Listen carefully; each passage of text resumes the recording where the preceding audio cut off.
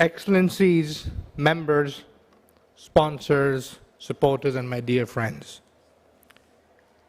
The incomparable author, poet, civil rights activist Maya Angelou remained a beacon of enduring hope, even in her darkest of days.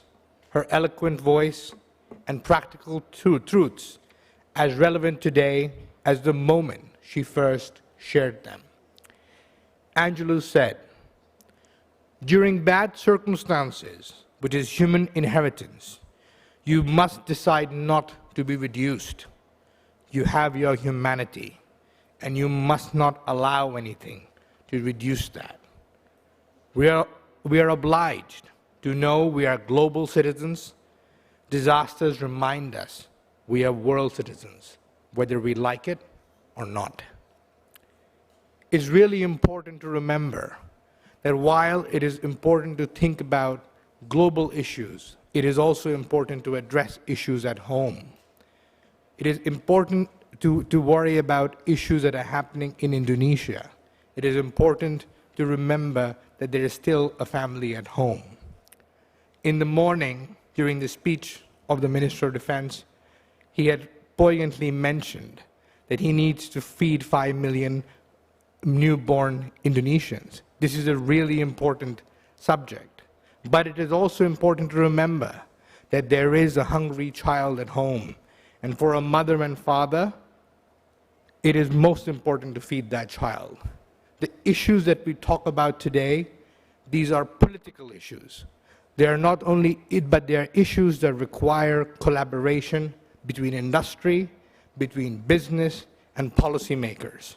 And that is important to keep in mind as we leave this room today. As citizens of this earth, we are more interconnected than ever before, linked as social beings, innovators, artisans, and dreamers, bound by a birthright as old as time, an inherent claim to inviolable human rights, to freedom, dignity, and equality. As members prepare for this week's 70th and arguably the most critical G20 summit, they will consider the grave complications of our times. They will reflect on the important strides we have made, the disappointments and setbacks we have endured. They will commit themselves and their colleagues to an even greater investment in universal responsibility and to the safety and sanctity of our one human family. It is important to remember that it is one human family, but at the end of the day, it is about the children at home. It is a legacy that we all have to preserve. It is important to think about issues on a global scale, but important to remember that it starts at your home. As always, the United States of America stands ready to lead this charge, both at home and abroad, delivering aid, promoting economic growth, enacting comprehensive health and food security initiatives. We will continue to fight hunger, malnutrition, and the senseless atrocities that have stolen the innocent lives of so many. We will heed to Mother Nature's warning, abating her tears with strong and steady push towards a timely transition to clean and renewable energy, while responsibly acknowledging the interwoven, intricate, and dependent relationship between modern agriculture and oil. Working diligently on a stopgap measure that will feed hungry, reward our collaborators, discourage our detractors, and most importantly, maintain national security. I am so incredibly heartened by the invaluable insight and generous support conceived at and throughout this forum over the last 2 days. I share these blessings with my incomparable wife, Sharon, and with the brightest guiding lights of my heart and soul, my children. I implore you all to continue the quest for more answers and better solutions toward realizing global food security. We know all successes begin on the smallest of levels. The best ideas are cultivated when foundations and governments build partnership with the neighborhoods that need assistance, embracing community leaders as an irreplaceable pillar of this endeavor. After my conversation with Fred from the Atlantic Council, I'm also pleased to announce that we plan to hold our second security conference on the sidelines of the G20 in India, hopefully. I hope you will join us all again as we gather to reflect on the strides that have been made, the humanistic grounds that have been gained. With your support and the implementation of actions gleaned from the dialogue we have shared at this forum. I have the greatest confidence that the momentum we have earned will be plentiful. Remember, there is nothing more human than morality. Now, ladies and gentlemen, the class is dismissed. We all have some very important homework to do. I would remember to keep one thing in mind, which we started this event with, let there be bread. Now I would like to invite the President of the Atlantic Council, Mr. Fred Kempe. Thank you for coming. God bless.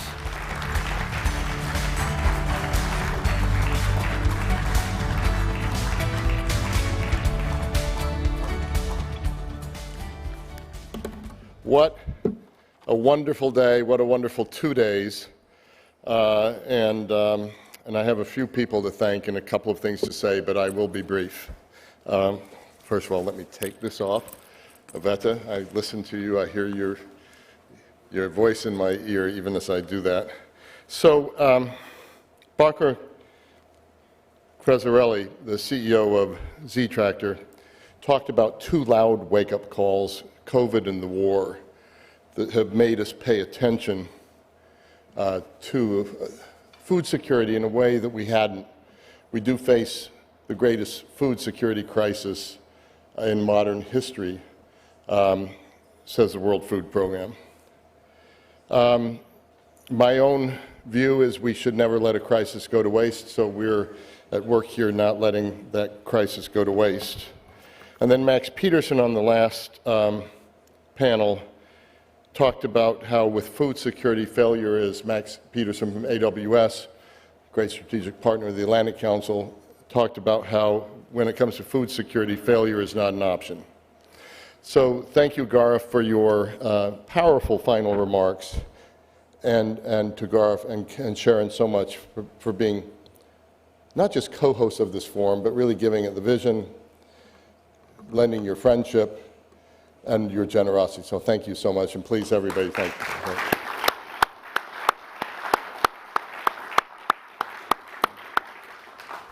To speakers and audience members who joined us throughout the course of the conference, thank you for your valued insight and ideas.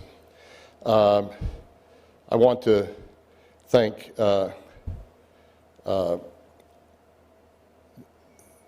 General Clark, Minister Prabowo, and his ministry, Minister Lahoot, and his ministry, Pa Hashim. Thank you so much for all your partnership through this. We've heard from so many important global voices, perspectives from the global north, the global south, government, industry, civil society, brilliant students, seasoned experts. I also want to thank people who are a little bit more behind the scenes and you didn't see them as much on the stage. Matt Kranig and his Scowcroft Center team, Aveta Kruma and her production team,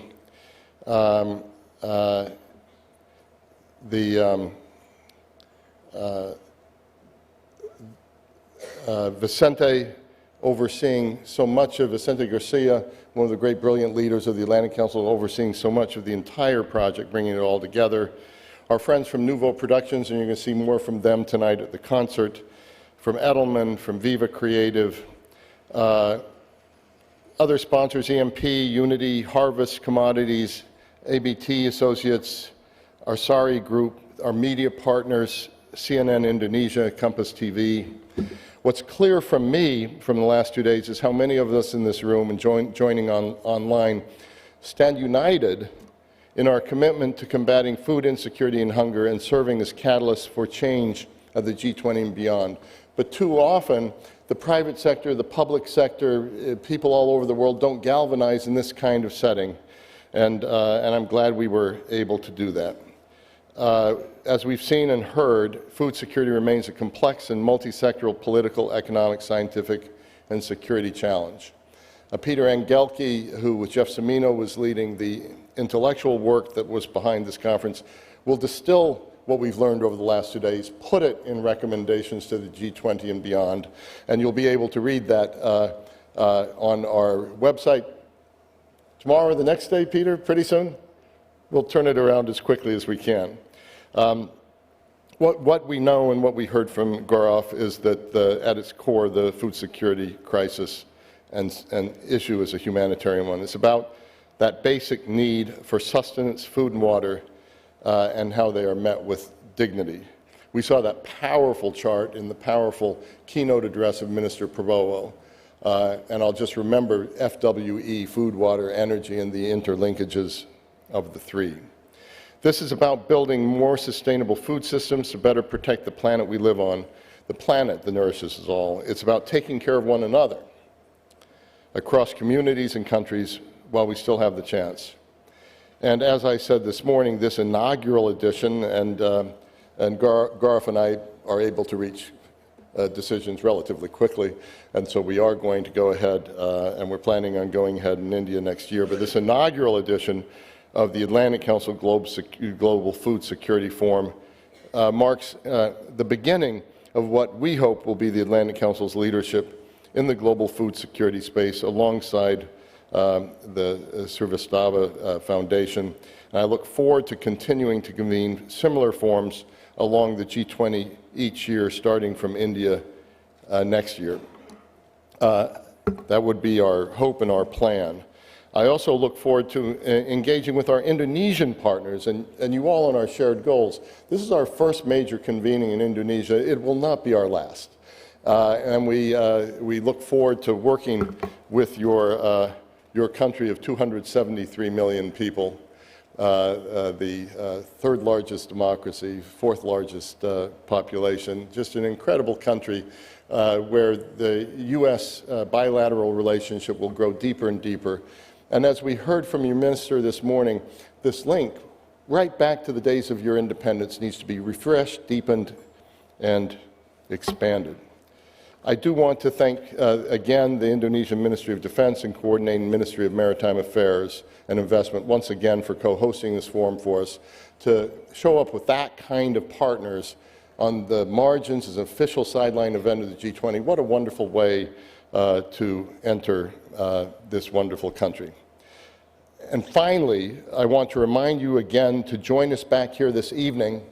It starts at 8 o'clock, but please get here early to be in your seats for a private concert. And I can't tell you how unusual this is. A private concert with singer-songwriter John Legend, one of the few people in history and the first African-American to have the Emmy.